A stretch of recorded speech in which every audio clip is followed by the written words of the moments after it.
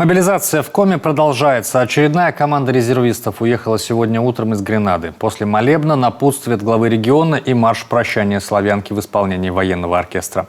Подробнее в репортаже моей коллеги Ксении Мишариной. 9 утра на плацу построения. Сегодня, 11 октября, вместо боевого слаживания отправляется 9-я по счету команда резервистов из Коми.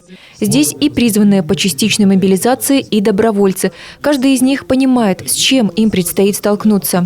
Всем уже понятно, кто сегодня на какой стороне и кто с кем. И ясно, что сегодня мы воюем даже не с Украиной, не с украинским народом. Жизнь все расставит на свои места, и все вернутся в лоно свое. А Украина – это Малоруссия. Мы воюем сегодня с Западом коллективным, с Америкой, с их приспешниками по НАТО. А у них манера такая – испокон веку воевать на чужой территории, чужими руками жар загребать. Призывники рассказывают, настроение боевое.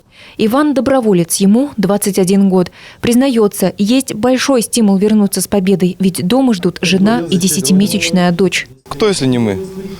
Если мы не пойдем, то это все придет к нам. Долг каждого нормального мужика пойти туда и сделать это. Все вернемся живыми, все вернемся домой. Уезжая, мужчины тревожатся за свои семьи, поэтому задают много вопросов главе региона.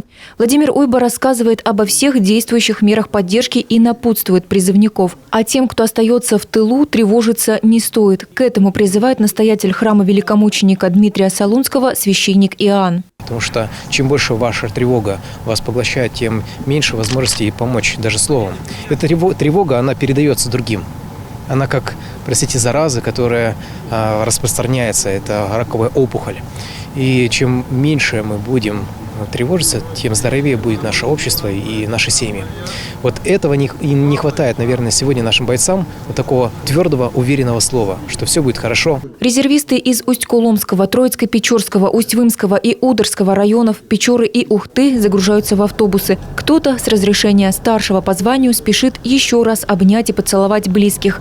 Уже завтра они будут в Санкт-Петербурге в месте боевого слаживания. Под звуки военного оркестра с благословения священнослужителя бойцы отправляются в путь. Месяц на обучение и подготовку, а после выполнения боевых задач. Сколько там будут наши защитники, неизвестно. Но республика верит в них и в то, что победа будет за нами. Ксения Мишарина, Иван Богомолов, телеканал Юрган, Сыктывдинский район.